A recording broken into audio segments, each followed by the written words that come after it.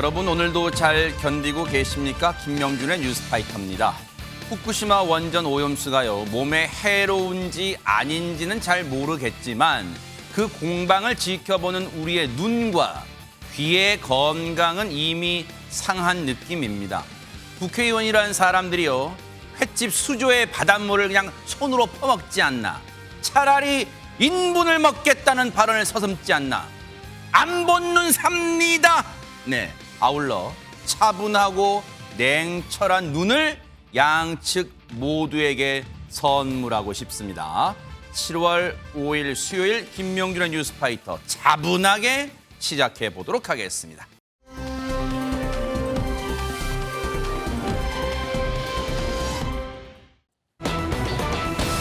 요즘요, 이분 입에서 나오는 발언들이 아주 세간의 주목을 받고 있습니다. 누군지 궁금하시죠? 한번 만나보시고 이어가 보도록 하겠습니다. 진실을 말할 수 없는 것이 좀 답답했어요. 그 전에는. 네. 대통령께서 물러나 달라라고 저한테 말씀을 하셨어요. 그 결론이 네. 제가 물러나는 거라고 하니까 네. 이 나라의 기강이 무너지는구나. 밖에 나가는 시그널이 뭐겠어요? 검찰총장은 이제 쾌도 남마처럼 달리는 것만 남아있지 네. 어떤 장애물도 없다. 거의 촛불 국민에 대한 역모가 일어나는 거예요. 사실 전후 맥락이나 전후 사정을 몰라도 지금 이 발언만 들어도 전현현 평론가 심상치가 않은 발언들이 막 쏟아져 나왔어요. 예, 도대체 그날의 진실이란 무엇일까? 추미애 전 법무부 장관이 법무부 장관직을 수행하다가 물러나게 된 배경, 그 부분에 대해서 언급을 한 것이 굉장히 관심을 모으고 있습니다. 이 발언을 잘 보시면은요. 그동안 진실을 말할 수 없어 답답했다라고 했는데 누구에 대해서 얘기를 했냐? 물러나 달라는 문 전 대통령의 말씀이 있었다. 즉 문재인 대통령이 본인을 해임했다라는 취지로 발언을 한 것이죠. 본인이 장관직을 자의한 것이 아니라 타의에 의해서 물러나게 됐고 너무 충격적이어서 수습하기 어려웠다라고 했습니다. 구체적인 상황도 설명을 했는데요. 2022년 12월 16일 그 유명한 사건이 있었죠. 추미애 당시 법무부 장관이 윤석열 검찰총장에 대한 징계안을 의결을 새벽에 했습니다. 그리고 아침에 출근을 했더니 당시 노영민 청와대 비서실장이 전화를 해서 물러나달라라고 했는데 바로 거절을 했는데 오후에 문 전 대통령을 만나서 이 징계 의결안에 대한 집행을 한 직후 당시 문재인 대통령께서 물러나달라 이런 말씀을 하셨다는 겁니다. 그렇다면 본인이 사직서를 내고 스스로 물러난 건 아니다라고 거듭 강조하고 있고 해임된 것이다. 사직서가 필요 없었다라는 취지로 발언을 했는데 사실 이게 장관이 물러나게 된 배경을 전직 대통령을 이렇게 언급하면서 하는 것은 또 이례적이고 검찰개혁이라는 화두가 한쪽에서는 엄청난 지지를 한쪽에서는 엄청난 반대를 불러왔던 이슈였기 때문에 다시 논란이 재점화되고 있는 모습입니다. 사실 여러분들 좀 의아해하실 거예요. 같은 편 아니었어? 같은 당이잖아. 문재인 전 대통령과 추미애 전 장관 같은 편이잖아. 그리고 문재인 전 대통령이 당시에 임명했잖아. 근데 왜 이제 와서 이렇게 겨누는 거지? 궁금하시잖아요. 근데 일단 차근차근 풀어볼게요. 당시에 추미애 전 장관과 당시 검찰총장 윤석열 검찰총장의 갈등 양상 보시고 이어가 보도록 하겠습니다. 이렇게 저의 지시를 절반을 잘라 먹었죠. 장관의 말을 겸허히 들으면 좋게 지나갈 일을 세상 지휘랍시고 해가 지고 일을 더 꼬이게 만들었어요. 검찰총장은 법무부 장관의 부하가 아닙니다. 그렇죠. 만약에 부하라면 검찰총장이라는 이런 직제를 만들 필요도 없고요. 이 조폭 대장처럼 전국의 조폭을 소집하는 것처럼 전국 검사장 회의를 다 소집해가지고 장관이 반은 맞고 반은 틀립니다 이래요. 당시에 추미애 전 장관은 당시 장관은 법무부 장관은 사실 그 기세가 등등했다는 게 맞을까요? 왜냐하면 당시 민주당의 초선 의원들 앞서 그 앉아서 얘기했던 자리가 민주당 초선 의원들 이 간담회 또는 상견례 자리인데 거기서 자신의 어떤 이른바 무용담을 막 펼쳐놨어요. 여러분들 나한테 감사해야 되는 거 아니 막 그런 말까지 나왔던 그런 자리였습니다. 그런데 백성문 변호사입니다. 앞서 추미애 전 장관 인터뷰 내용을 들어보면 그때 나라의 기강이 무너지는 거야 이런 것까지 느꼈다는 거예요. 뭐 추미애 전 장관의 지금 얘기는 본인이 그때 끝까지 뭐 징계도 이어가고 검찰과 싸워왔으면 지금 이 윤석열 정권이 탄생하지 않았을 것이다. 약간 이런 취지인 것 같아요. 굳이 뭐 이제 제가 생각을 해보자면. 근데 추미애 전 장관의 생각은 그럴지 몰라도 그때 당시에 추미애 전 장관의 무리한 징계 추진하는 과정이 결국 지금의 윤석열 대통령을 만들었다는 평가가 굉장히 많습니다. 그 당시 생각해보면 문재인 정부에서도 추미애 전 장관의 저 언행이 부담이 많이 될 수밖에 없었고 총선까지 생각한다면 추미애 전 장관이 계속 있기가 좀 힘든 상황이었죠. 물론 추미애 전 장관의 그런 본인의 생각은 저도 충분히 이해가 됩니다만 아까 그런 얘기하셨죠. 이제는 말할 수 있다. 그동안 뭐 하셨습니까? 저는 총선이 다가오는구나 하는 생각밖에 안 듭니다. 야, 그런데요. 이 파장도 만만치 않은데 이 후폭풍이 채 가시기도 전에 이번에는 화살이 이분한테 향했어요. 얘기 마저 들어보시고 이어가 보도록 하겠습니다. 추미애가 너무 오바를 했다. 지나쳤다. 무리수를 뒀다. 거칠었다. 더군다나 국무총리 지냈던 그 당대표께서는 우아하지 않았다. 거칠었다. 계속 그런 말씀을 하셨단 말이에요. 네. 이낙연 대표는 그렇게 하면 안 되겠죠. 재보궐선거 때문에 제가 퇴장해야 된다라고 하면 안 되겠죠. 네네네. 어허, 유인경 평론가님. 이낙연 전 대표가 이럴 것 같아요. 제가 귀국한 지 얼마나 됐다고 저한테까지 이러는 겁니까? 그럴 것 같습니다. 그러니까요. 여러분이 황당하실 것 같습니다. 그러니까 문재인 전 대통령한테 화살이 쏴서 어이구 이게 이제 안 되는구나. 어허. 문명 통합은 안 되는구나 싶었는데 네. 이제 이낙연 외국에서 막 귀국한 분한테 했기 때문에 하는데 뭐 제가 생각해도 본인은 억울할 수 있습니다. 너무 잘하고 있다고 생각했고 잘할 수 있을 것으로 믿었는데 안 됩니다. 안 돼. 그리고 막아줄 것으로 생각했던 이낙연 당대표가 문재인 대통령이 말씀하시기로는 당대표가 하지 말래요라고 했으니까 두 분한테 화살이 갈 수밖에 없다고 생각하는데 네. 저는 이런 생각이 듭니다. 박지원 국정원장도 그렇고 추미애 전 법무부 장관도 그렇고 지금 정권 바뀐 지 얼마 됐는데 장관이라든가 국정원장 지내셨던 분들은 어떻게 보면 국가의 기밀일 수도 있고 때로는 무덤까지 갈 수도 있었던 일일 수도 있는데 이렇게까지 본인의 억울함이나 본인의 생각을 국민들에 전해야 되는지 대부분은 아까 백성문 변호사님 말씀하셨듯이 이제는 말할 수 있다라고 터뜨리는 장면은 회고록에서나 쓰실 일입니다. 정계를 완전히 은퇴하시고 난 다음에 근데 정계 은퇴 차원에서 회고록 준비하시면서 쓰는 말씀이 아니어서 당했던 뭐 문재인 전 대통령이나 이낙연 전 당대표는 물론이거니와 네. 바라보는 국민들도 당혹스럽기 짝이 없습니다. 네. 근데 일각에서는요, 백성문 변호사님, 네.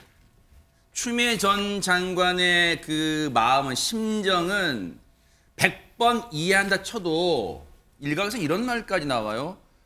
아니 문재인 전 대통령 지금 잘 계시는 문재인 전 대통령을 왜 건드리냐 이런 말까지 나온답니다. 그러니까 추미애 전 장관이 지금 이 시점쯤 돼서 이런 얘기를 하는 이유가 도대체 뭘까? 사실 그동안에 저 얘기를 하지 말라고 아무도 막지 않았어요. 충분히 할 수 있었죠. 그러니까 제가 아까 총선이 얼마 남지 않은 것 같습니다라는 말씀을 드렸는데 결국 추미애 전 장관 입장에서는 지금 현재 민주당의 정치 구도를 봤을 때 친 이재명계, 그러니까 소위 이재명 대표를 중심으로 모여 있는 분, 그리고 지금 이제 이낙연 대표가 귀국하면서 소위 친낙, 더 넓게 보면 친문, 이 양쪽에 이제 충돌하는 지점이 있는 상황 아니겠습니까? 결국 추미애 전 장관의 생각은 나는 이재명 대표와 함께 하겠다라는 그런 의미로밖에 읽히지가 않아요. 근데 그러다 보니까 어찌 보면 본인이 모셨던 전 대통령에 대한 얘기, 그리고 또 다른 지금 이번에 막 귀국한 전 총리 이낙연 총리에 대한 얘기를 쏟아내는 거고. 근데 이제 제가 여기서 가장 큰 의문, 이재명 대표는 좋아할까요, 저런 얘기를? 그런 생각이 좀 듭니다. 지금 말씀하신 것처럼 지금 추미애 전 장관의 저런 격정 토로에 대해서 민주당 내에서는 아이고 잘한다, 할 말 잘하네 라는 반응일까요? 얘기 들어보시고 이어가 보도록 하겠습니다. 그것은 아마 정치적 목표일 거고요. 아마 이낙연하고 각을 세우고 반대쪽에 서 있겠다라는 목표가 있는 거 아닌가 싶어요. 약간 현재 이낙연 전 대표 입장에서는 어이는 없지만 또 이걸 구구하게 설명할 필요가 있나 하는데 굉장히 좀 망설이고 있고요. 뭐 정치적으로 제기하려고 그런다고 봅니다. 근데 아무리 그렇더라도 정치에도 금도가 있지. 정치가 아무리 비정하다지만 이건 아니다 싶은 게 자기를 장관에 앉혀준 대통령까지 불쏘시개로 써가면서 자기 장사를 한다는 거 이건 아니다. 결국 정치 재개하려면 본인한테 드리워져 있는 멍해, 그러니까 윤 정권 탄생의 1등 공신이다. 이걸 벗어야 되고 그 책임을 누군가에게 돌려야 되는데 그 책임을 문재인 대통령과 당시의 청와대로 돌리는 거죠. 물론 민주당 내에서 추미애 전 장관을 저 발언을 또 지지하거나 또 응원하는 목소리도 있겠죠. 그런데 지금 들으신 것처럼 부정적인 반응도 분명 존재한다는 걸 저희가 이제 보여드린 거예요. 그런데 전혜연 평론가님, 조금 전에 조응천 의원 표현 중에 자기 장사 이런 표현이 나왔어요. 사실은 MBN 최고의 화제 프로그램인 뉴스파이터에 추미애 전 장관이 이렇게 긴 시간 주인공으로 등장하시는 것 자체가 본인의 인지도를 다시 되살리고 이른바 추다르크로 불렸던 추미애 전 장관을 좋아하는 분들 입장에서는 굉장히 환영할 만한 일이겠죠. 그러나 민주당 입장에서는 고민스러운 부분은 지금 안 그래도 민주당이 맨날 친명 비명 갈라서 싸우면서 청년들의 눈물을 외면하고 민생 외면한다는 비판적인 시각의 일각이 있는데 결국은 이게 당내 갈등의 요인이 되지 않을까 굉장히 우려하는 목소리도 있는 겁니다. 무엇보다도 이제는 미래 세대를 위한 미래 의제를 정치권이 얘기해야 되는데 또다시 대선 전의 시점으로 지금 주제가 돌아가고 있는 거죠. 더군다나 그 대선에서 민주당은 패했습니다. 민주당으로서 쓰라린 기억을 갖고 있는 그 주제를 살려서 본인이 주목을 받으려는 거 아니냐 이런 우려의 목소리가 나오는 것으로 보입니다. 물론 지금 추미애 전 장관이 내년 총선에 나간다 안 나간다 뭐 가타부터 얘기하는 건 아닙니다만 근데 만약 나간다면요, 백성문 변호사님 어디로 나간다는 거예요? 광진으로 나가고 싶으시겠죠. 아하. 본인이 거기서 오랫동안 본인의 그 정치적인 고향인데. 근데 거기에 지금 누가 계시죠? 고민정 의원이 계시죠. 아 그래요? 고민정 의원하고 추미애 장관이 광진을 해서 공천을 위해서 한판 붙는다. 야, 그럼 보는 사람은 참 재밌을 것 같긴 한데. 이 세상에 제일 재밌는 거기 싸움 보는 구경. 사람은 참 재밌을 것 같은데 민주당 특히 지금 이재명 대표가 내년 총선까지 치른다는 전제에서 이재명 대표의 머리가 가장 아픈 지점입니다. 그래서 제가 아까 말씀드렸던 것처럼 추미애 전 장관이 지금 이런 발언들을 쏟아내는 건 물론 본인은 다르게 생각할 수도 있는데 우리 뭐 정치를 바라보는 저희들 입장에서 보면 총선이 다가온다밖에 생각이 안 든다고 했잖아요. 그러면 이재명 대표 입장에서 지금 가뜩이나 이낙연 전 총리 돌아와서 굉장히 살얼음 판이죠. 두 분 아직 만나지도 못했어요. 그러네요. 지금 만나느냐 마느냐 하는데 갑자기 추미애 전 장관이 나와서 지금 이낙연 전 대표를 막 비판하고 그 어떻게 잘해보려고 하는 지금 이재명 대표 입장에서는 더 곤혹스러운데 만약에 고민정 의원과 추미애 전 장관이 광진을 해서 공천을 가지고 경쟁을 한다? 그건 이재명 대표 입장에서 상상하기도 싫은 머리 아픈 상황이 될 수밖에 없습니다. 그러니까 이제 고민정 의원도 그렇게 얘기하시는 것 같아요. 뭐라고요? 할 말 하안. 할 말은 많지만 하지 않겠다. 할 말은 많지만 하지 않겠다. 네, 어쨌든 또 고민정 의원이 또 어떻게 대처할 또 앞으로 한번 지켜보는 것도 관전 포인트가 될 것 같습니다.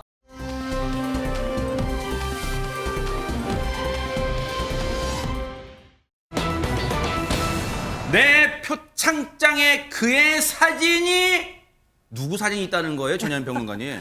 내 표창장에 정우성의 사진이, 와우. 김희애의 사진이, 와우. 아니 그분 누구일까요? 영상 같이 보시겠습니다. 야, 누굴까요? 자, 시민을 구한 용감한 경찰관에게 경찰청장이 직접 표창장을 수여하고 있습니다. 네. 표창장 건네고요. 악수도 하고 자, 기념사진도 같이 찍네요. 네. 그런데요. 네. 저 활짝 펼쳐진 표창장에 글자 외 사진 2장 보이는데 수상자 사진은 그렇다 쳐. 저분 누구십니까? 아유, 바로 이제 금방 표창장 준 윤희근 경찰청장 사진입니다. 오호. 아니 혹시 유인견 평론가님 표창장 주면서 악수하면서 살짝 밑으로 살짝 자기 사진 끼워 넣은 거예요, 이렇게? 어떻게 된 거예요? 제가 뭐 이 지점에서 제 자랑을 하려는 건 절대 아니지만 네. 제가 초등학교에서부터 기자 시절까지 몇 장의 표창장을 받은 적이 있습니다. 아하. 마일리지로 50년이에요. 네. 처음 봤습니다. 처음 봤습니다. 우리가 지금껏 받아왔던 표창장에는요. 네. 글자와 기관장, 그렇죠. 성함이 써 있거나 뭐 이렇게 그다음에 로고 네. 이게 있었는데요. 어머나 경찰청장 사진이 뭐 다른 분도 왜 대부분 또 사업하신 분들은 있는데 처음 봤고요. 네. 이 표창장 소속에 이런 거 옆에 사진 들어있는데 더 눈에 띄는 게 바로 있는 표창장 수여자 윤희근 경찰청장인데요. 네. 이게 처음이 아니라는 겁니다. 더 놀라운 거는요. 네. 이렇게 들어간 표창장이 200여 장에 더 있답니다. 아, 이미 그렇게 막 나가고 있었던 거예요. 저렇게 예. 표창장이. 네, 어허. 윤희근 경찰청 취임한 네. 지난해 8월부터 지난달까지 총 212건의 표창장이 저렇게 윤희근 경찰청장의 사진이 딱 찍혀져서 야. 수여됐다고 하고요. 네. 이게 그냥 200장이 그러면 뭐 어때 하지만 경찰청 전체 표창장 발부 건수인 9,724건의 약 2%에 달하고 있고 앞으로도 우리가 기사를 나가지 않았을 경우에는 사진을 동반한 아하. 근데 이게 대부분 표창장을 받으면 네. 저부터 집에 이렇게 걸어놓죠. 장시에 넣어두거나 네. 가족에게 자랑하잖아요. 네. 얼마나 깜짝깜짝 놀라겠습니까, 저분 어허. 사진이. 혹시 네. 권영찬 평론가님, 이거 혹시 새로운 트렌드예요, 대한민국에? 뭐 너무 나쁘게는 보지 마시고요. 왜 우리 초등학교 때도 철수와 영희가 나타나면서 참 잘했어요 도장이 있잖아요. 네. 근데 아까 그 경찰관 사진도 있었거든요. 네. 경찰청장뿐만 아니라. 근데 이게 알고 봤더니 이 경찰청장 때 시작한 게 아니라 지난 2015년 경찰서장 근무 당시에도요. 사실은 본인 사진을 저렇게 넣어서 상장을 줬는데 중요한 건 또 경찰서장은 또 한 경찰서의 또 CEO고 대표 역할을 맡을 수 있는데 네. 요거는 조금 좀 오해를 받기 좀 큰 행동이 아니었나라는 생각을 저도 해봅니다. 네. 아니, 근데 저렇게 사진을 넣은 게 백성문 변호사님, 혹시 네. 법을 어긴 사안은 아닐 거 아니에요? 그러니까 일단 저도 윤희원 경찰청장이 경찰서장 때부터 왜 했는지는 알 것 같아요. 그러니까 자기가 직접 표창을 주는 사람하고의 교감이나 이런 것들을 위해서 본인은 그렇게 좀 해왔던 것 같은데 이건 법 위반 소지가 좀 있습니다. 아, 그래요? 윤경 평론가님 말씀하셨던 것처럼 우리가 표창장을 볼 때 지금까지 본 모든 표창장은 맨 밑에 보면 그 뭐 일단 기관, 그다음에 기관장의 이름, 그다음에 직이 찍혀 있죠. 예. 저도 태어나 처음 봤습니다. 오호. 근데 이게 정부에서 하는 거는 대략의 규격이 있죠. 네. 일단 정부 표창 규정이라는 게 있는데 네. 이게 경찰에서는 경찰 표창 및 경찰 공무원 기관 수여 등에 관한 규칙을 완화해서 해석해서 지장을 찍고 직인을 찍고 저렇게 사진을 얹은 거라고 지금 하는데 그러네. 저는 개인적으로 생각할 때 정부 표창 규정 위반 가능성이 매우 높습니다. 아, 규정을 위반했을 가능성이 있다. 근데 규정 위반도 위반 여부를 따져보면 되는 건데 지금 저 상황이요. 혹시 이분께 안 여쭤볼 수가 없어요. 우리 강력계 형사 출신이신 신동선 교수님 집에 혹시 경찰청장님 그 들어간 표창장 뭐 여러 개 있으시죠? 4개 있습니다. 와! 네 개. 얼굴이 들어갔어요, 얼굴이? 아, 없습니다. 이거 깜놀했습니다. 네. 저는 강력계 형사를 하면요. 큰 사건을 이렇게 해결을 하면 표창을 받거든요. 그러다 보니까 표창을 좀 많이 받았어요. 네. 많이 받았는데. 지금 자랑이시죠? 네. 네, 많이 받았는데 사진 있는 표창장은 하나도 없었어요. 아하. 그러니까 지금 신 교수님 보시기에도 경찰청장의 사진이 들어간 표창장은 처음 시작한 거잖아요. 처음 봤어요, 저는. 어허. 저도 경찰 생활 뭐 한 33년 했는데 네. 저렇게 사진 들어간 표창장은 처음 봤어요. 어허. 뭐 없었어요. 혹시 신 교수님이 이제 만약에 입장을 딱 대입해가지고 경찰청장의 사진이 들어간 표창장 받으면 와 우리 집안의 가문의 영광이야 이런 생각 드실까요 안 드실까요?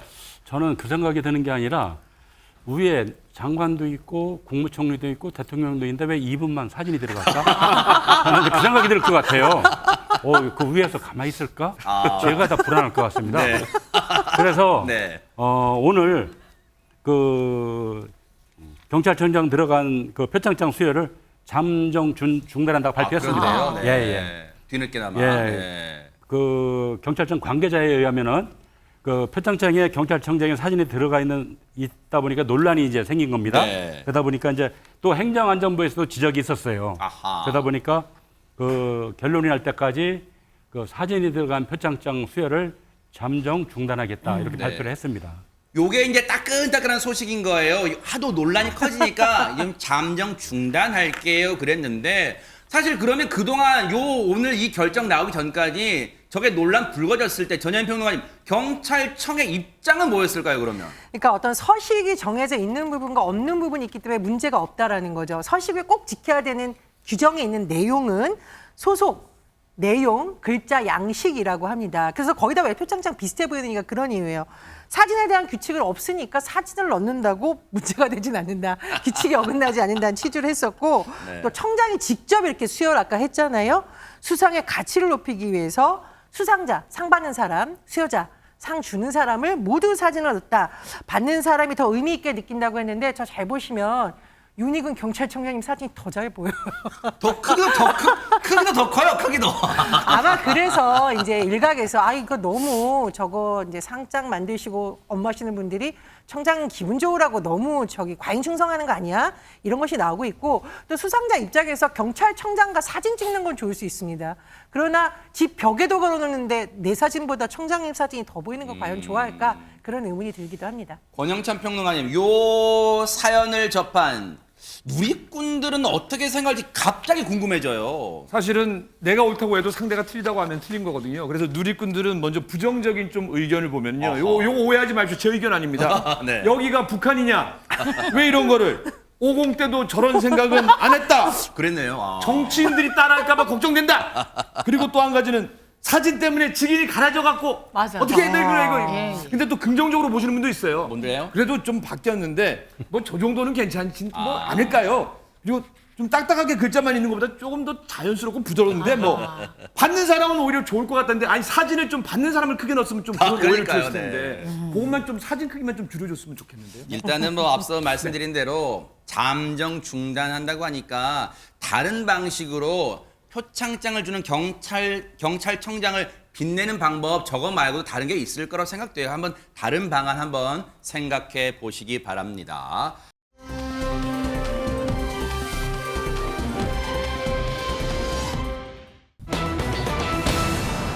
자, 분위기 바꿔볼 텐데 분위기가요.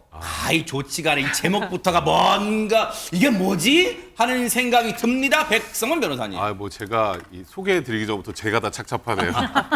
그러니까 이 작은 처형 부부가 해외로 이민을 갔고 그래서 이제 온 가족이 이 작은 처형 부부를 만나기 위해서 장인어른, 장모님, 그다음에 큰 처형 부부, 그다음에 이제 글쓴이 가족이 4명입니다. 그러니까 애가 둘인 것 같아요. 그러니까 부부 그렇게 해서 항공권까지 구입을 다 하고 이제 갈 날만 딱 기다리고 있는데 여기서 청천벽력 같은 소식이 전해집니다. 뭔데요? 이 글쓴이가 혈액암 3기 진단을 받게 됩니다. 어머나 진짜 청천벽력이라면 딱 맞네요. 세상에 얼마나 가족분들이 놀랐을까요? 권영찬 평론가님 세상에. 네, 이 글쓴이가 사실은 혈액암 3기라면요 가족들도 깜짝 놀랐을 겁니다. 그래서 맞아요. 이제 항암 치료를 시작했는데요. 근데 제일 중요한 거는 장인 장모가 이 딸이 시집간 지 벌써 17년이 됐거든요. 캐나다로 시집간 지? 그렇죠. 근데 17년 만에 처음으로 이민을 간 딸을 만나러 가는데, 그러니까 여기서 좀 걱정이 돼서, 그럼 가셔라라고 하게 된 거예요. 근데 또 여기서 중요한 게 뭐냐면요, 우리 큰 처형 부부가 우리 부부가 장인 장모님을 모시고 갈게. 이거 좋은 뜻일 수도 있는데 좀 섭섭할 수도 있는 게 사실은 내 입장에서 혈액암이 3기라면은 이런 거 자연스럽게 받아들일 수 있을까? 근데 중요한 것도 여기서 아내가 글쓴이에게 말을 합니다. 여보 미안한데 첫째가 해외여행 가고 싶었는데 첫째를 좀 보내면은 안 될까라고 생각했는데 여러분들이 만약에 남편의 입장이라면 제가 남편의 입장에 가도 돼라고 하고 싶은데 좀 섭섭하고 눈물이 찔끔 나지 않을까라는 생각이 듭니다. 일단 첫째 아이가 해외여행 가고 싶다는 건 좀 이해는 돼요. 왜냐면 아이한테 해외여행 경험 그렇게 많지는 않으니까 이 기회에 물론 아빠는 투병 중이지만 그래도 엄마가 있을 테니까 너 다녀오렴 할 수 있으니까 전현 평론가님 그래도 큰 아이를 보내는 건 뭐 이렇게 이 글쓴이 남편도 반대하지는 않은 것 같아요. 그렇죠. 아들이 너무 해외여행 가고 싶어 한다고 하고 또 친척분들 가시는 김에 그러니까요. 같이 보내면 된다. 안전하고 하니까. 네. 그래서 같이 갔다 와라고 받아들였습니다. 네. 그런데 문제는 그 다음이었어요. 문제가 또 있어요? 네, 아내분이 남편분한테 그러면 첫째 너무 걱정되니까 내가 같이 가야 될 것 같고 내가 가니까 둘째도 다 데려갈게 랍니다. 그러면 결과적으로 어떻게 됩니까? 부인, 큰아들, 작은아들 결국 이 암에 걸린 분만 쏙 빼고 나머지 분들이 다 해외여행을 가게 되는 결과가 되겠죠. 어쩐지 앞서 우리 백성문 변호사님 마음이 착잡해진다는 게 이제 이해됩니다. 세상에. 그러니까요. 글쓴이 마음을 생각하니까 제가 계속 착잡할 수밖에 네. 없는데 지금 생각해보면 결국 자기 빼고 다 가는 거잖아요. 그러네요. 자기는 지금 혈액암 3기 판정을 받아서 어머, 처음에는 세상에. 이 여행 자체가 다 무산될 것 같았다가 장인어른 장모님 얘기하니까 큰처형 부부가 이거 우리가 모시고 갔다 올게. 첫째 아들 간다 그러니까 아내가 첫째 아들 걱정되니까 내가 가야 되는데 둘째가 문제가 되네. 내 얘도 데리고 가게 이렇게 된 거 아니에요. 네. 그러니까 뭐 사실 참 어렵게 만든 이 결정한 이 여행이니 해외여행이니까 뭐 나 빼고 가는 거 뭐 자기가 뭐 꼭 뭐라 그럴 수는 좀 없을 것 같긴 한데 서운한 마음 뭐 금할 긴 없겠죠. 여기서 마지막에 이 말이 제일 뭔데요? 또 이 며느리에게 비수로 다가올 것 같은데요. 이 사실을 과연 우리 엄마가 알면 며느리를 이해해 줄 수 있을까? 내가 당장 죽진 않겠지만 정확히 말해서 생존 가능성이 다른 암보다 조금 크기는 한데 아이고. 그래도 암인데 이걸 내가 쿨하게 보내주는 게 맞을까? 이게 글쓴이의 고민입니다. 사실 요런 가정법은 참으로 신뢰인데요. 백성문 변호사님 요런 경우 처한다면 네. 서운하실까요? 안 하실까요? 당연히 서운하죠. 이걸 뭐 고민할 필요도 없을 것 같아요. 그렇죠. 그러니까 저도 만약에 이런 상황이 되면 가라고 할 것 같아요. 어쩔 수 없죠. 뭐 제발 막으면 또 제가 또 너무 소심해 보이는데 이게 서운하지 않은 남성이 있을까요? 그렇다면 권영찬 평론가님은 서운하실까요? 안 서운하실까요? 아니 왜 잘 살고 있는 저에게 그런 질문을 하세요? 근데 저 같으면은 백성문 변호사님이랑 똑같아요. 네. 그래 내가 할 테니까 갔다 와라. 근데 단 조건이 있어요. 뭘까요? 아내랑 애들이 아니야 여보 내가 당신을 버리고 어떻게 가 같이 우리 투병하자. 애들도 아빠 힘내 이런 걸 바라지 않을까요 솔직히. 네.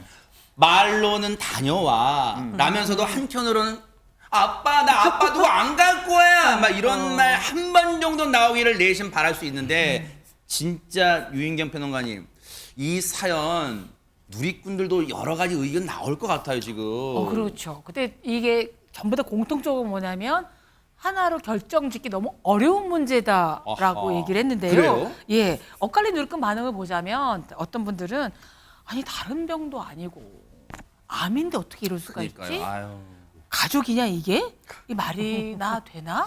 어떻게 아무도 안 남겠다 그러냐라는 것도 있고요. 또 어떤 분들은 그래도 17년 만에 만나는 게 17년간 못 봤던 그죠. 장인 장모님은 17년 동안 못 봤다고 네, 했잖아요. 동생 보고 또 가고 아들들도 해외시켜줄 수 있다는데 어떻게? 그리고 섭섭하지만 나라면 보낼 듯.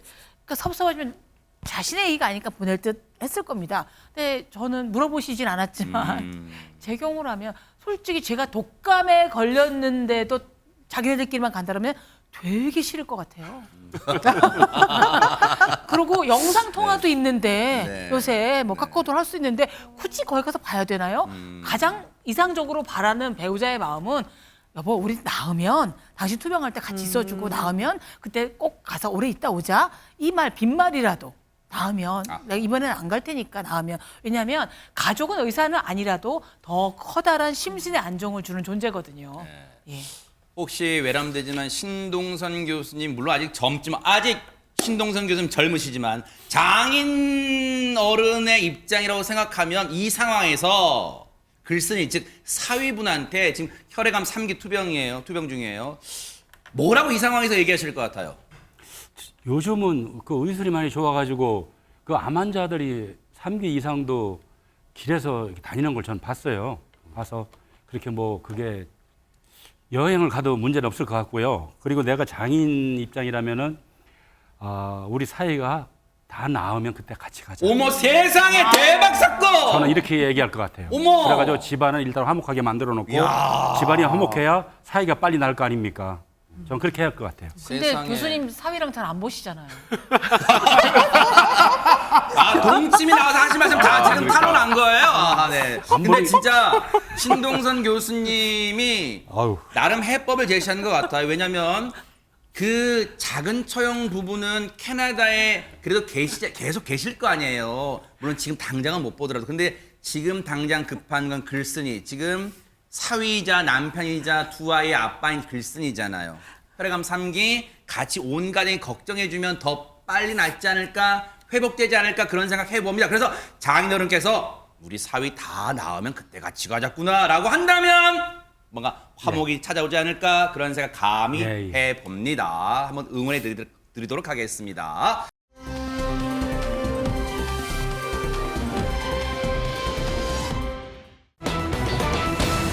세상에 요즘요 진짜 도로에 있어야 할 자동차가 여기저기서 막 발견이 됩니다. 백성문 변호사님. 제가 먼저 제주도에서 있었던 일을 좀 소개해드리려고 하는데요. 어허. 시청자 여러분들 깜짝 놀라실 수 있으니까 왜요? 긴장하면서 보십시오. 어머, 세상에 영상 뭘까요? 시작합니다. 네. 네, 제주도 한 폭우입니다. CCTV 영상이죠. 오른편에서 나타난 SUV가 빠른 속도로 어선을 들이받고 그대로 추락을 합니다. 어머 세상에. 차량이 어디로 추락했을까요? 저긴 바로 바다입니다. 방금 그 차예요. 이게 지금 좀 빠진 맞습니다. 차가 어머 세상에. 지금 저렇게 지금 바닷속에 물속에 잠겨서 지금 지금 위기일발 긴급한 순간이잖아요. 유인경 평론가님. 예, 바로 어제 일이고요. 오후 25분경에 제주시 구자읍 세화포구 인근 바다에서 SUV 차량 한 대가 정박 중인 어선을 들이받고 어머. 바다로 추락한 사건이 발생했는데요.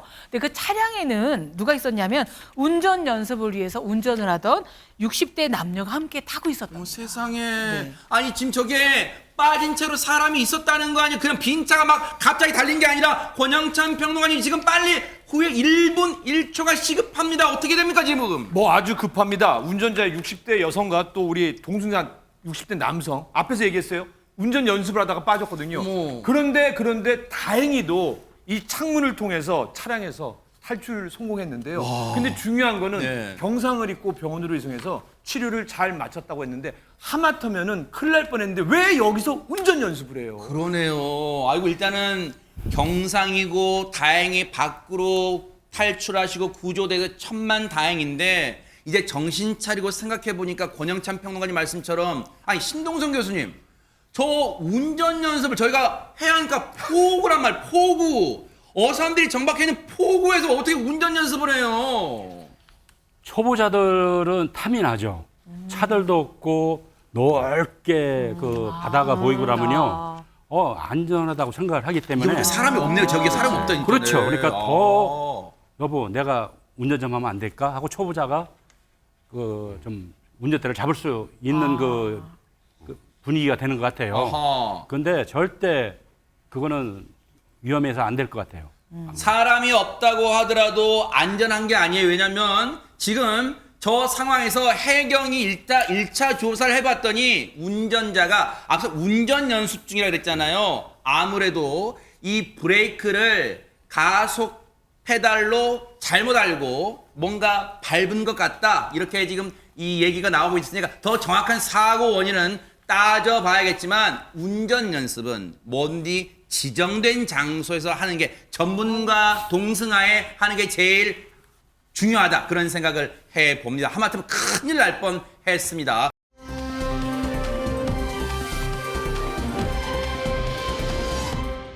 그런가 하면 이번에는 아이고 여기서 또 발견된 차가 있어요. 전혜연 평론가님. 그렇습니다. 방금 전에 바다로 돌진한 차량 영상 보셨죠? 이번에는 나무로 돌진한 차량인데 만만치 않게 아슬아슬합니다. 난리가 났어 지금. 네. 영상을 함께 보시겠습니다. 허허. 지금 보시는 곳은 광주 남구안 주차장인데 소방대원들이 신고를 받고 출동했고요. 그 부근 잘 보시면 SUV 차량이 어떤 차량이냐. 나무에 걸려 있습니다. 근데 곧 어머. 금방이라도 떨어질 것처럼 보입니다. 어떡해요. 어제 오전에 한 40대 여성이 주차장에서 후진을 하다가 펜스를 들이받은 건데요. 이 펜스 밑에는 낭떠러지가 있는 상황이었습니다. 하마터면 아래로 이 차량이 추락할 뻔했는데 그래도 다행히 나무에 걸려서 큰 사고는 피했다고 합니다. 진짜 저 순간도 얼마나 운전자는 지금 진짜 막 심장이 막 쿵쾅쿵쾅 뛰었을 거 아니에요. 그런데 당시 현장에 출동했던 소방관분 얘기 들어보시고 이어가 보도록 하겠습니다. 우리 구조대가 현장에 도착했을 때 SUV 차량이 4m 낭떠러지 쪽에 떨어지려고 중간에 걸쳐서 매달려 있었던 상황이었습니다. 운전석에 계셨고 좀 당황하셔가지고 많이 횡설수설하시긴 하셨는데 큰 부상은 없었습니다.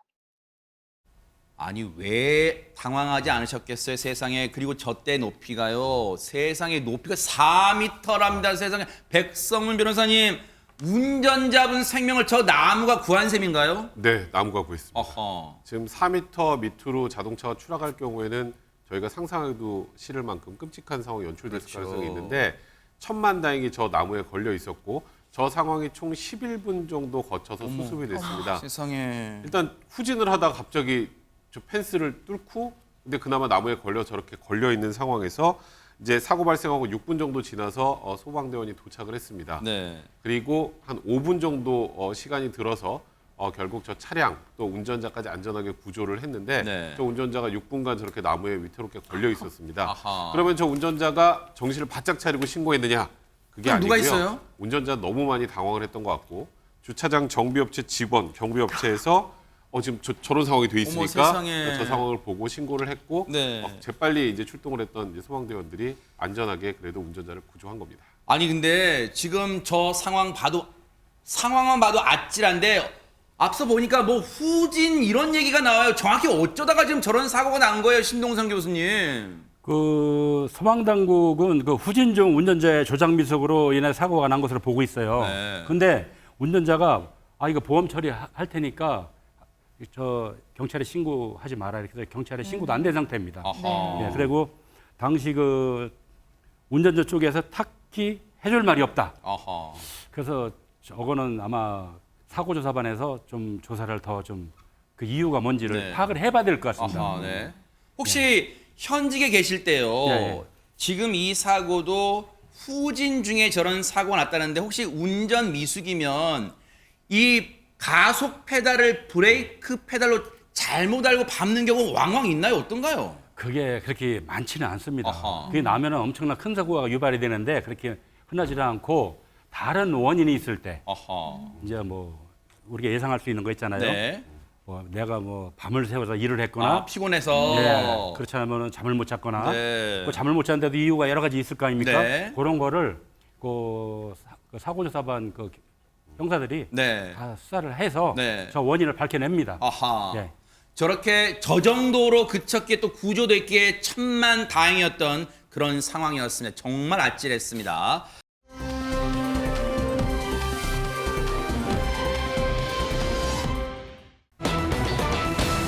자, 분위기 바꿔볼게요. 우리 사회에는요, 진짜 우리가 모르고 있지만 아직까지도 해결되지 못한 장기 미제 사건이 많습니다. 사실 이것도 지금 소개해드린 이 사건도 그럴 뻔했어요. 세상에 전현평론가님. 그렇습니다. 무려 15년 전에 굉장히 끔찍한 사건이 있었습니다. 지난 2008년 6월 울산의 한 주택가에서 택시를 타고 가다가 내리는 한 30대 여성을 20대 남성이 발견하고 집까지 따라갔습니다. 세상에. 그리고 여성이 집에 들어가려고 출입문을 열자 어떻게 했냐면 여성의 머리를 잡고 안방으로 끌고 들어가서 세상에. 성폭행을 시도를 하는 겁니다.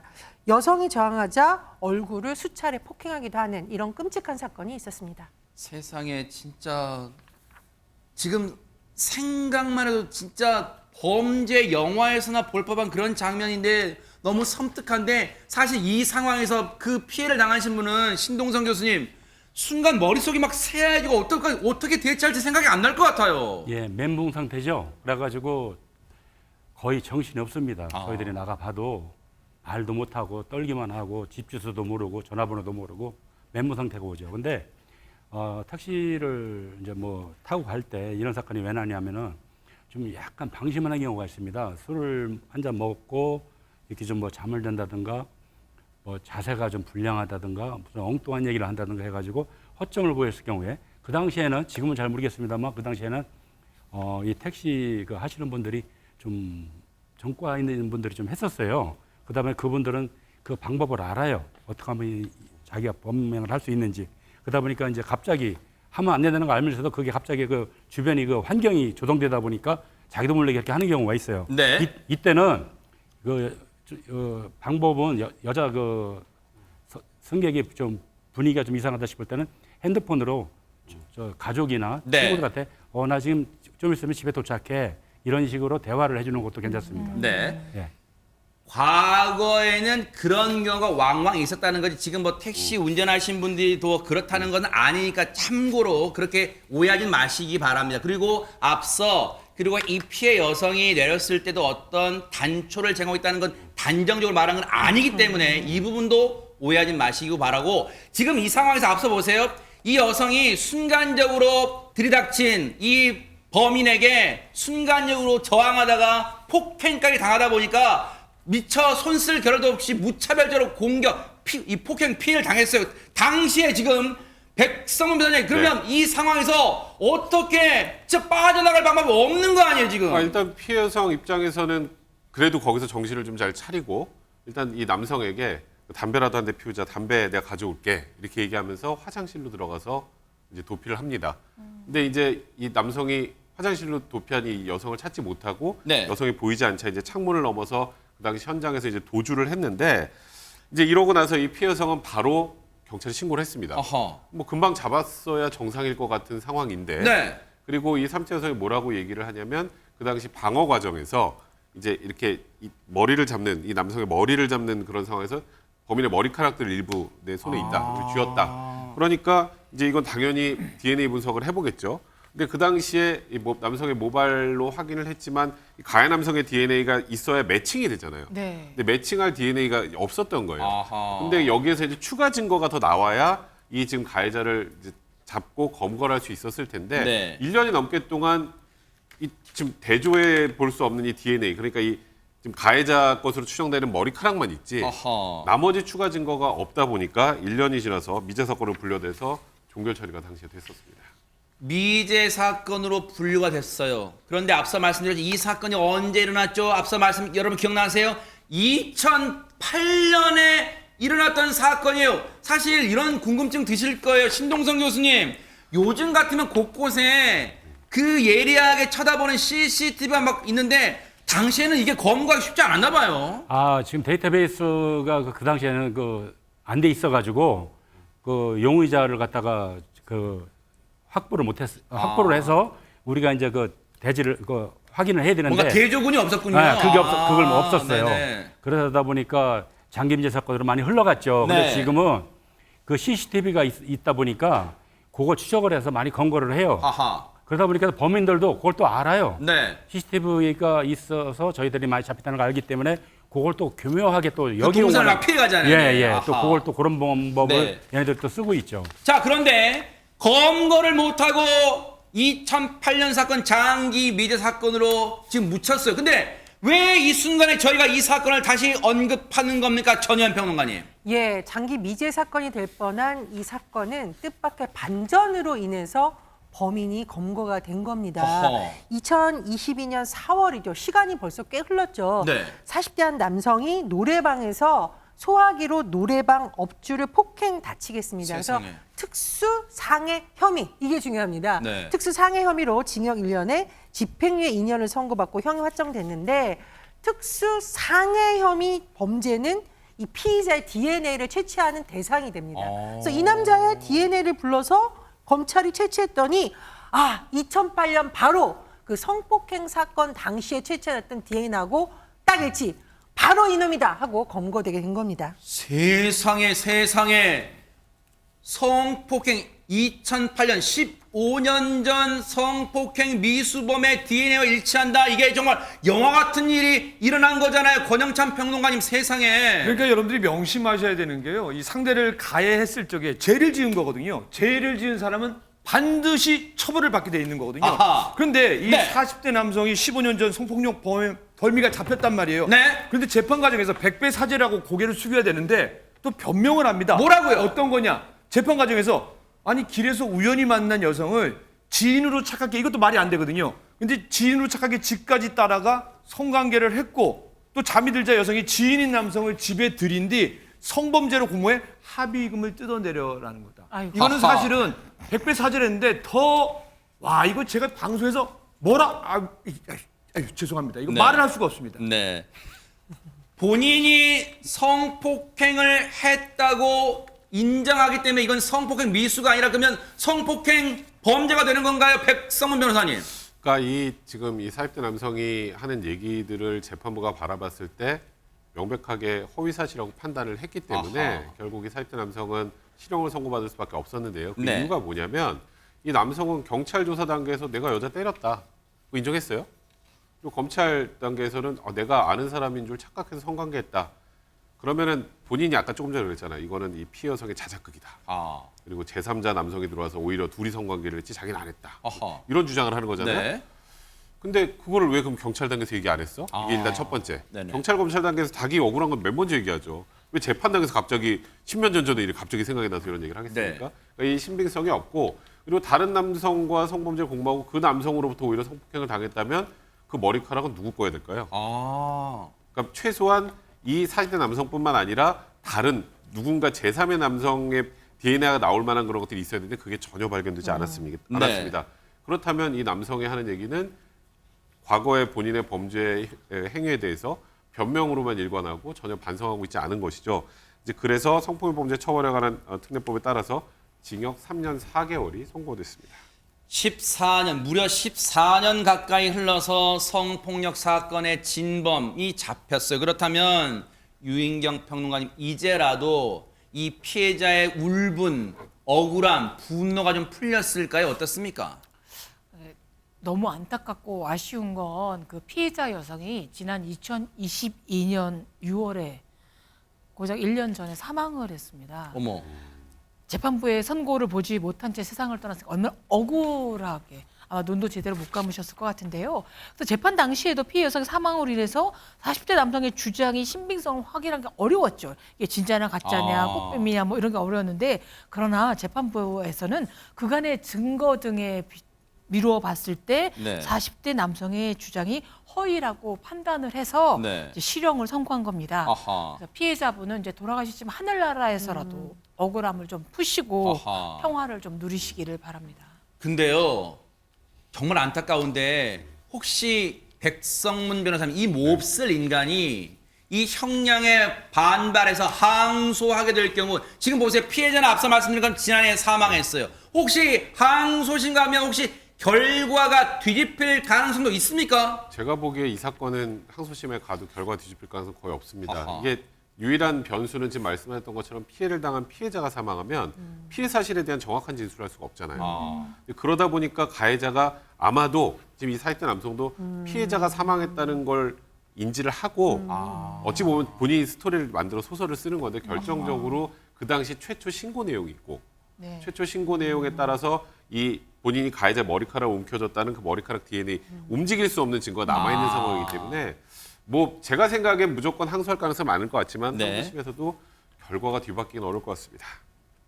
죄 짓고는 못 삽니다. 하늘이 다 내려다보고 있어요. 정말 앞으로 반성하고 죄값을 달게 받기를, 그리고 고인의 명복을 빌도록 하겠습니다. 너무너무 분노가 치미는 그런 사건이었습니다.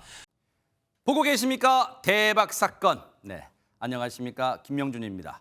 여러분과 함께하는 뉴스파이터, 다양한 소식과 뉴스를 보고 싶으시면 화면 오른쪽을 꾹 눌러 구독해 주시길 바랍니다. TV로도 유튜브로도 여러분께 한 발 더 다가가겠습니다. MBN 뉴스와 뉴스파이터를 사랑해 주셔서 고맙습니다.